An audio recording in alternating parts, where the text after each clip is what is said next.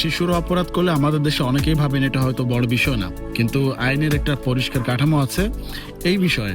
বাংলাদেশের শিশু আইন 2013 অনুযায়ী 18 বছরের নিচে যে কেউ শিশু হিসেবে গণ্য হয়।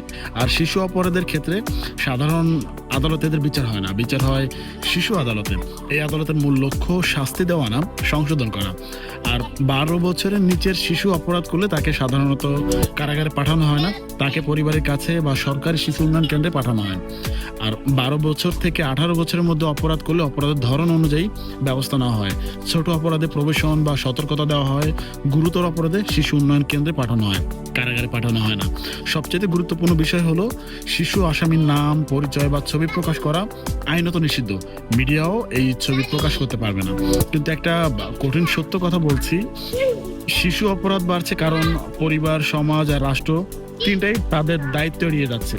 একটা শিশু অপরাধী হয়ে ওঠে একদিনে না, তার পেছনে থাকে অবহেলা, দারিদ্র্য, সঙ্গদোষ আর সঠিক দিক নির্দেশনার অভাব।